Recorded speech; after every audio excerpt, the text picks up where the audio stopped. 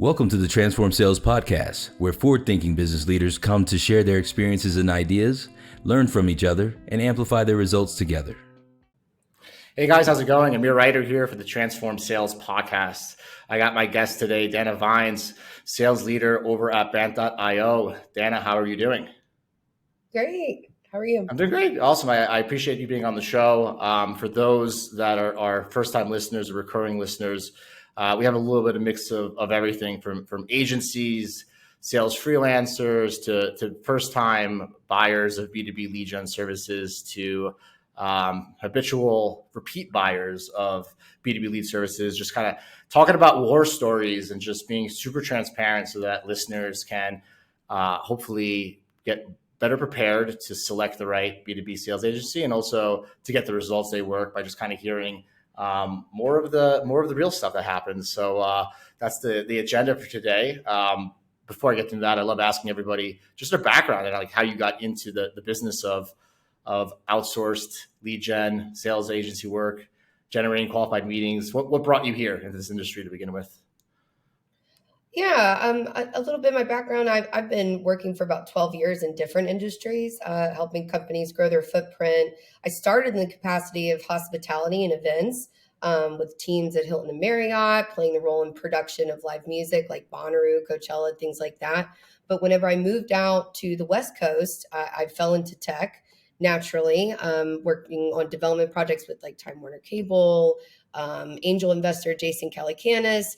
That eventually did lead me to Bant.io, where for the last 3.5 years, I've worked to advise small business owners on specifically what they should do to increase their marketing efforts, and then assisting them with our automation and AI tools. Awesome. So you'll be the right person to ask this question. So I'll get right into it. Over your time, what's been that repeating theme that the mistakes that buyers make when trying to engage with you? Obviously, when working with you is a whole set of different issues, but is there something that you've seen over and over again, and not like the mistakes that like make it harder for you to convert them, the mistakes that make it harder for them to get what they want, right? Like those kind of mistakes. What have you seen? I just think it's always about managing expectations with those clients. I think that anyone that's worked in the marketing or lead gen space understands that, it's a numbers game. It takes time. We have to collect data.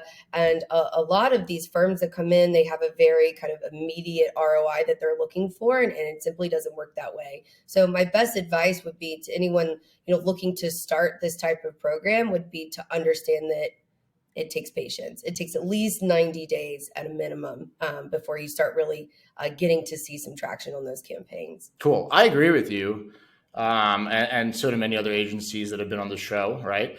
Do you think it's a matter of managing expectations or actually more of actually getting educated on the real deal, Holyfield, right? Like we talk about, it's a volume game, it's a number game, but do you think that it's also even deeper than that, where like there's just this gap, right, in training where like, we talk about how like in American high schools, nobody gets taught about taxes and budgets and real world stuff. They get taught about stuff that doesn't apply and how they're just, in the real world, where maybe leaders are just like actually not even taught a go-to-market plan. Maybe they don't even know the ROI schedule. Do you think that's like a greater symptom? Or is it something else where like they make mistakes, then run out of runway, and then come to an agency when it's too late, and now they're just really, need things fast? And like, what is it more a result of? I think it's a couple different things. I think first of all, it's a really complex landscape. Every year that passes by, the more that becomes available just in the digital marketing context has just become so, complicated with the amount of different channels that you can bring into a solution. So unless you have been studying marketing, you've been in this specialized in this space for a while, it's going to be overwhelming. Second, I do think that there's a lot of snake oil salesmen out there. I think that there are a lot of lead generation firms that will overpromise, underdeliver, have a very high price tag. So companies will get in bed with these people that have not really laid out what a true marketing strategy needs to be and really positioned it as quick results.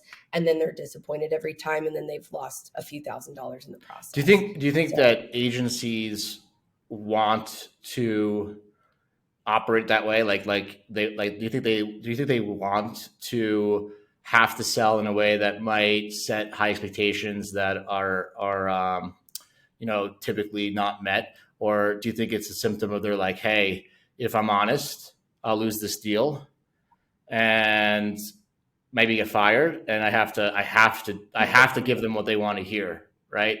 What do you think? Is it more the latter or the first? Because it's an interesting thing, right? Like it's like do they want to sell that way, or is that just all they can have, right?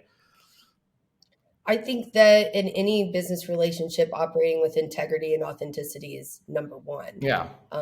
You never want to be lying to people. I think that probably is the case for some people because, right, I mean, salespeople are driven by quotas. They're driven by numbers. Yeah. You have to hit these numbers no matter what.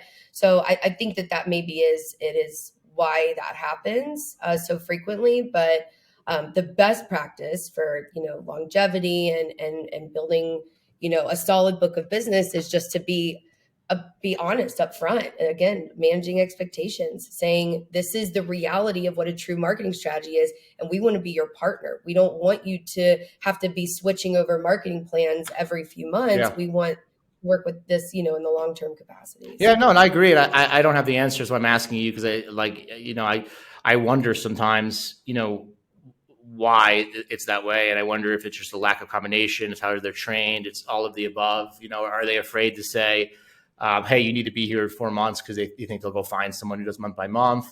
And they're just kind of like, because it's, even when you said like lie, like I agree with you, right? Like if someone's going to get a package next day and it's going to get 2 weeks later, but you say next day, it's lying. But sometimes it's gray because sometimes you don't know what's going to happen and their lies are blurred, right? It's like we might get 15 meetings, right? Mm-hmm. And then it becomes, I thought you told you got 15 meetings.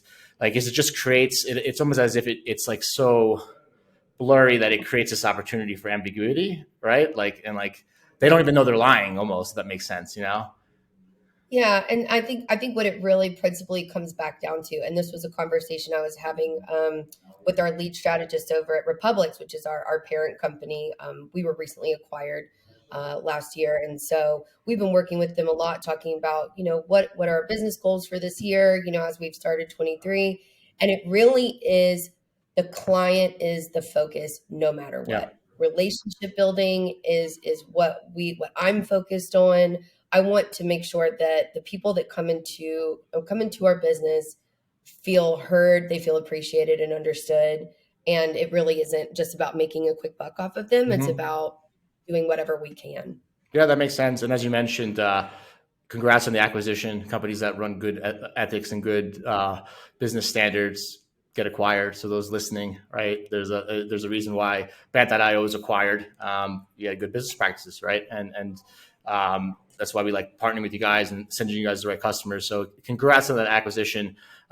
You guys are an interesting spot, right? I know your platform well. I think your platform actually blends very well for people that are in that market validation stage, in that stage where they don't have to have this crazy commitment, where they can start seeing some results and testing their campaigns. So I think you guys are really well set for some of those customers that might have a bad experience elsewhere because of just the nature of the model. It's for those listening, maybe you could chime in. My understanding is Bant is less of a headcount model, more of a platform as a service model. Yeah, so this is like a really common misconception, and something we're currently working on is we have a couple different brands of business that we work with. Bant is seemingly a SaaS.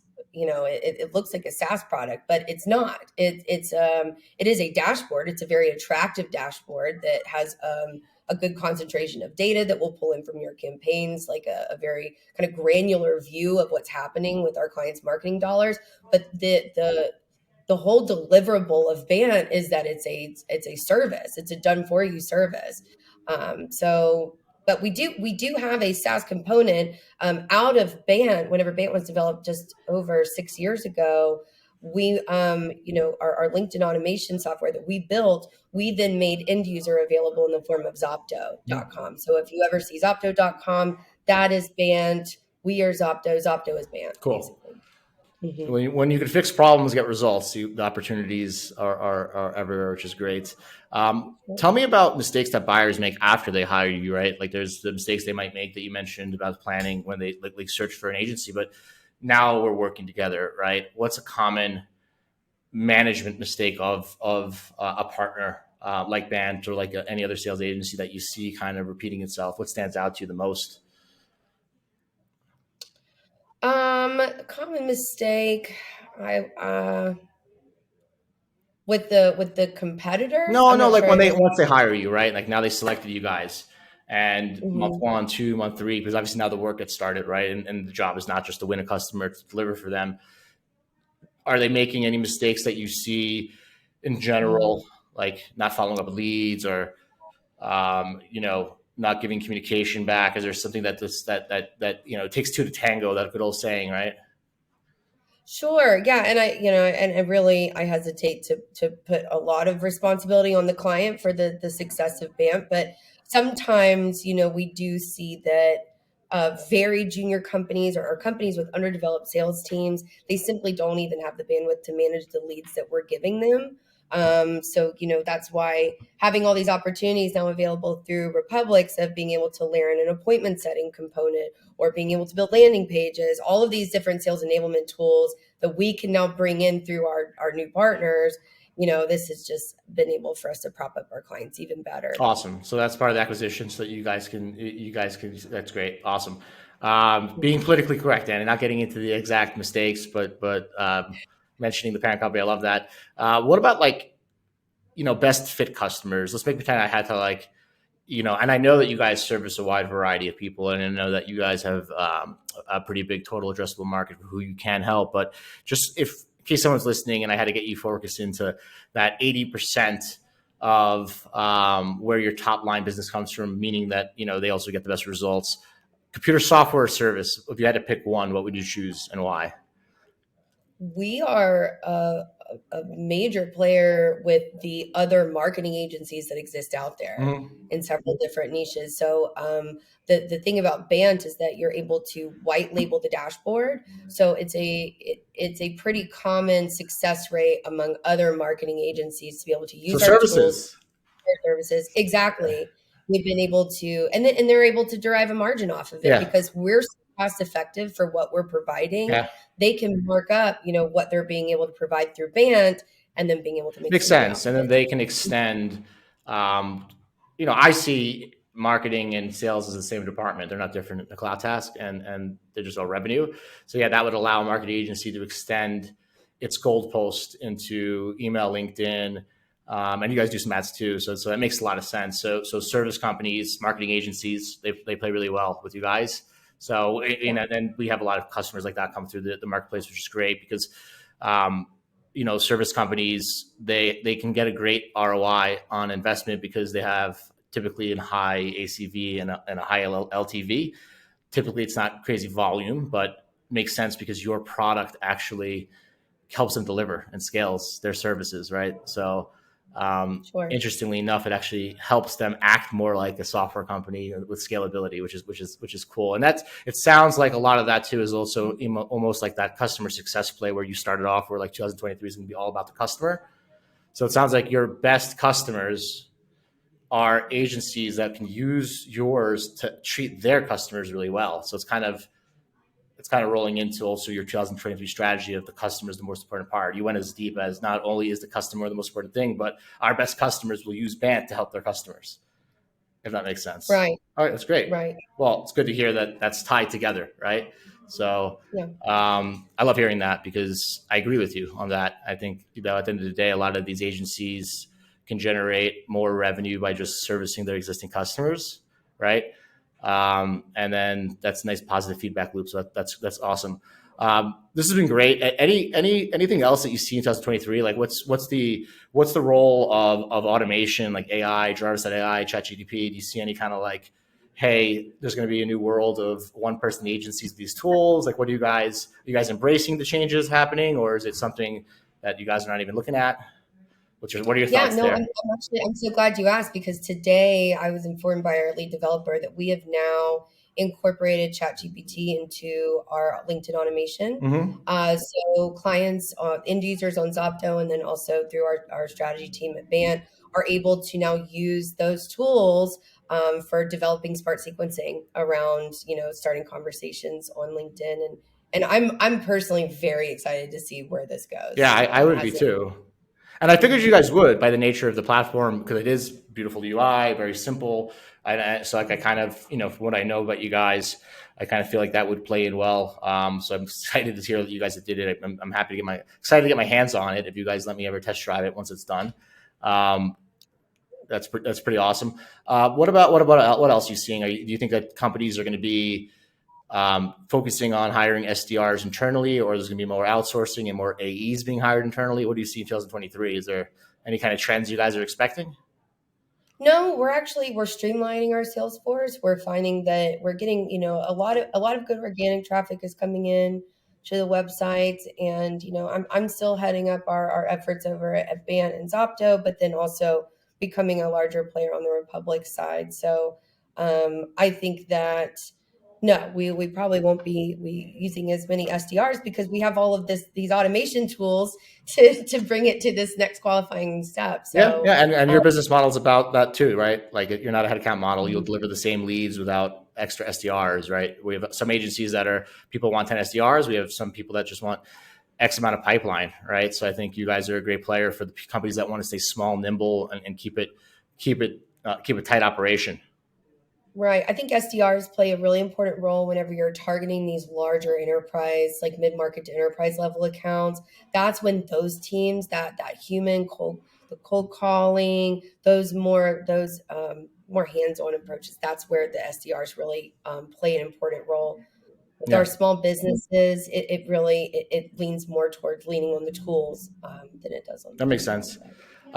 Where can people find you? Let's just pretend we got some marketing agencies that are ready to run some more customer success plays for their clients and leverage Bant.io to generate qualifying meetings. I know you got good inbound flow already, but in case they wanted to reach out to you and your company, where can they find you, Dana? Yeah, you can just go to Bant.io, schedule a meeting. You'll absolutely, be able to schedule some time in with me, or you can also connect with me on LinkedIn. I always love to grow my LinkedIn as I like to post regularly about just updates in the space. So yeah, come find me. Are you going to accept my LinkedIn request? You still haven't accepted it. Oh, you're a liar. I'm sure you're on there. I don't know. I think I'm second. I'll see. But no, I appreciate you being on the show. I appreciate your partnership. I think we've been able to help some clients together, and it's been really amazing to see your company grow, and really excited about the acquisition and looking forward to continue to work with you guys for years to come. Everybody, thank you for tuning in to the Transform Sales Podcast. Dana, you're the best. Appreciate you being on. Yeah. All right. Thank you.